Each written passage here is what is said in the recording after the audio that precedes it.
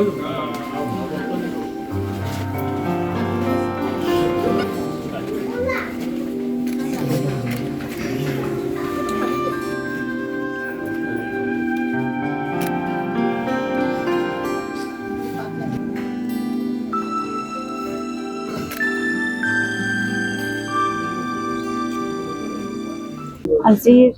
আমি বঙালপুখুৰীৰ আমাৰ পুৰণা ঘৰখনলৈ আহিছোঁ কাৰণ ইয়াত জুবিনে এজোপা পাইন ট্ৰী ৰুইছিলে এইখিনি জেগাতে আৰু খুব ওখ হৈ গৈছিলে ঘৰতকৈ ওখ বহুত দূৰৰ পৰা দেখি থাকি গছজোপা আমি ইফালেদি পাৰ হৈ গ'লে সদায় চাওঁ আৰু কওঁ গলি তুমি ৰোৱা গছজোপা বহুত দূৰৰ পৰা জিলিকি থাকে আনকি 2024 চনলৈকে আমি ইয়াত যেতিয়া ভাইমন্দাৰ শ্বুটিং কৰি আছিলোঁ তেতিয়াও ইফালে সদায় পাৰ হৈ যাওঁতে ফ্লাইঅভাৰ হ'ল এতিয়া যোৰহাটখন বহুত সলনি হ'ল ইমান ওখ ওখ অট্টালিকা হ'ল কিন্তু তাৰ ওপৰতো গছজোপাই মানে একদম সুদৃশ্যভাৱে মূৰ দাঙি থিয় হৈ আছিল জুবিনে সৰুতে ৰোৱা গছ সৰুতে মানে কলেজত পঢ়ি থকা সময়ত আৰু যেতিয়াই যোৰহাটলৈ আহে তেওঁ এতিয়া হিৰু দত্ত তেওঁলোকে ঘৰটো তেওঁলোকৰ পৰা কিনিলে 2003 চনতে ক্ৰয় কৰিলে গতিকে সদায় অহা নহয় জুবিনৰ সময়ো নিমিলে কিন্তু ৰাতিও কেতিয়াবা 2 বজাতো গেট পাৰ হৈ আহি পেলাই গছজোপা সাৱটি ধৰে কথা পাতে কাৰণ সেই গছজোপাৰ লগত বহুত কিবা এটা আত্মীয়তা তেওঁৰ আছিলে কথা পাতি যায় তেনেকুৱা ইতিমধ্যে চাগে সামাজিক মাধ্যমত বহুতে সেইবোৰ পুৰণা ফটো দেখিছেও কিন্তু গছজোপা অতি আচৰিত ধৰণেৰে 2024 চনৰ অক্টোবৰৰ 29 তাৰিখে ধুমুহা এটা নিশা আছিলে গছজোপা লাহে লাহে মৰহি আহিছিল আৰু সেইদিনা 29 অক্টোবৰৰ দিনাখন 2024 চনৰ গছজোপা নিজে নিজে ভাঙি এইটো জুবিনৰ পুৰণা এইটো তেওঁলোকৰ পুৰণা ঘৰ পিছলে ARCC ঘৰটো বনাইছিলে তালে শিফ্ট কৰিলে এই পুৰণা ঘৰটো পুৰণা যিটো জুবিনৰ কোঠা আছিল তাৰ ওপৰতে ভাঙি পৰি ঘৰৰ চালখনো ভাঙি পেলাইছিল টিঙো ফুটা হৈ গৈছিল তেনেকুৱা ধৰণে আৰু 2024 চনৰ অক্টোবৰৰ সেইটো কথা আৰু 2025 চনৰ ছেপ্টেম্বৰত কিবা আগজননী আছিলে নেকি নাজানো এনেকুৱা এটা দুৰ্ঘটনাৰ কিন্তু এনেকুৱা ধৰণৰ এটা ঘটনা সংঘটিত হৈ গ'ল আৰু মই পিছত জুবিনে গম পাই পেলাই কৈছিলে যে তেওঁ আৰু এজোপা গছ তেওঁ ইয়াত ৰোপণ কৰি থৈ যাব আৰু এইবাৰ যোৱা পূজাটো বঙালপুখুৰী পূজা শতবৰ্ষ সম্পূৰ্ণ কৰিছে গতিকে তালৈ জুবিনে অনুষ্ঠান কৰিবলৈ অহা কথা আৰু সেইদিনাই তেওঁ গছপুলি এটা ৰোপণ কৰি থৈ যোৱা কথা আছিল কিন্তু নহ'লগৈ কথাটো 2025 চনৰ 19 ছেপ্টেম্বৰৰ দিনাখন অভাৱনীয় ঘটনা এটা ঘটি গ'ল মই সেইদিনাখন চাবলৈ আহিলোঁ আচলতে 1 মে'ৰ দিনাখন ইয়াত ঘৰটো চাবলৈ আহিলোঁ আৰু গছজোপাৰ গুৰিটো মই চাই গ'লোঁ সেৱা কৰি গ'লোঁ তাৰপিছত তেতিয়া কাৰণ তেওঁ কৈ থৈ গৈছিলে হিৰুৱেও ক'লে যে দাদাৰো মন আছিলে গছজোপা ৰুই থৈ যোৱাৰ কথা আমি আলোচনা কৰিলোঁ আৰু যিহেতু আজি 11 তাৰিখে ইয়াত যোৰহাটত যন্ত্ৰ বেণ্ডটোৰ এটা অনুষ্ঠান আছে গতিকে তেওঁলোকৰ সৈতে আলোচনা কৰিলোঁ যে আমি গোটেইখিনি যিহেতু যোৰহাটত থাকিম আমি সকলোৱে গৈ জুবিনৰ নামত এজোপা গছপুলি এই পুৰণা ভেটিটোত আমি ৰুই থৈ যাওঁ আৰু হিৰু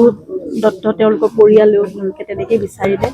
আমি নাহৰ পুলি এটা আজি ৰোপণ কৰিলোঁ সেইকাৰণে জুবিনৰ নামত আৰু নাহৰ পুলিটো লহপহকৈ বাঢ়ি আহক জুবিন ইয়াতে আকৌ শান্তিৰে এইখন পুৰণা ঘৰখনৰ পুৰণা ভেটিটোত তেওঁ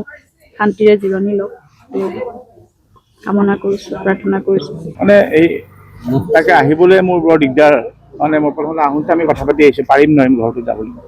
আজি সেই যেতিয়া তুমি মোৰ মাথো মোৰ চিনেমাখন শ্বুটিঙৰ সময়ত যেতিয়া বাকীবোৰ চব কেম্পত থাকে হোটেলত থাকে জুবিনে কৈছিল নহয় পাৰ্থত মোৰ ঘৰত থাকিবি এই গোটেই চিনেমা শ্বুটিংখনত যোৰহাটৰ সময়ত মই এই ৰুমটোতে শুই থাকিলোঁ সদায় দিনে ৰাতি আৰু আজি এনেকুৱা লগা নাই আজি এনেকুৱা এটা বস্তু বিশ্বাস কৰিব পৰা নাই যে আজি এই ঘৰটোত জুবিন নাই আৰু জুবিন পৃথিৱীতে নাই কিন্তু মোৰ বিশ্বাস জুবিন সদায় আমাৰ লগত থাকিব এই গছজোপাই প্ৰমাণ যে এই গছজোপাই আগবাঢ়ি যাব ডাঙৰ হৈ যাব আৰু মোৰ কথা হ'ল কি মোৰ উদ্দেশ্যবোৰ এতিয়া বেলেগ তাৰমানে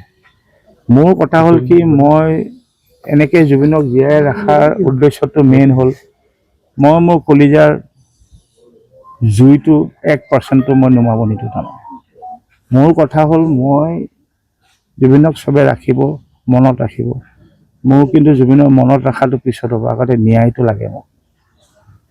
এই বস্তুবোৰে মোক সদায় এই ভিতৰৰ জুইকুৰা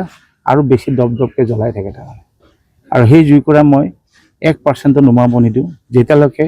জুবিনক ন্যায় দিব নোৱাৰোঁ আৰু মই সদায় কৈ আছোঁ মই জীয়াই থকা অৱস্থাত জুবিনক ন্যায়টো দি মই মৰিব পাৰিলে মই চবতকৈ সুখী হ'ম যে জীৱনত পৃথিৱীত মোৰ জীয়াই থকাটো সাৰ্থক হ'ল তাৰমানে। আৰু সেইকাৰণে মই আজি আহিছোঁ, যদিও বহুত আৱেগিক, বহুত কথা মনত থাকে তাৰমানে, এই গলিটো, ৰাস্তাটো, এই ঘৰটো, এই ৰুমটো। কিন্তু মই আহাৰ সেইকাৰণে নিয়ম যে মোৰ আৰু জুইকুৰা আৰু জ্বলক তাৰমানে, মোৰ কলিজাৰ জুইকুৰা আৰু জ্বলক, আৰু এই জুবিনক ন্যায় লাগিব, ন্যায় দিবই লাগিব। আৰু সদায় কৈ থকা মতে মোৰ অসমৰ ৰাইজ আৰু ভগৱানকতো মোৰ পূৰা বিশ্বাস আছে,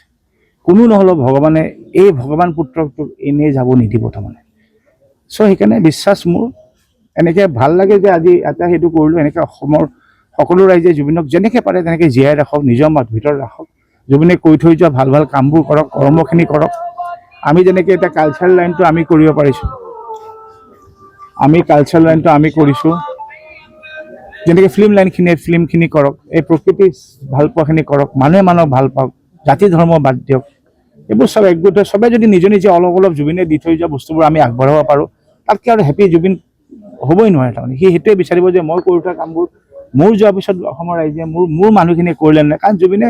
মই দেখিছোঁ 32 বছৰে অসমৰ কাৰণে, অসমৰ মানুহখিনিৰ কাৰণে, নৰ্থ ইষ্ট অসম ইমান ছেক্ৰিফাইচ কৰিলে, লাইফটোত ইমান দি দিলে, তাৰপিছত যদি আমি অলপো যদি উল্টাই দিব নোৱাৰোঁ জুবিনক, এইটো আমাৰ কাৰণে ধিক্কাৰ হ'ব তাৰমানে। চ' আৰু মই এতিয়া ভাল লাগিছে যে অসমৰ প্ৰতি জেগাত য'তেই গৈছোঁ মানুহখিনি এতিয়াও জুবিনক এই মৰম, একচুৱেলি আমি যে যন্ত্ৰক মৰম নহয় তাৰমানে, এইটো জুবিনৰ প্ৰতিহে মৰম তাৰমানে। যন্ত্ৰৰ মৰমটো পিছত, আগতে জুবিনৰ মৰম কাৰণে আজি যন্ত্ৰই মৰম পাইছে, আশীৰ্বাদ পাইছে।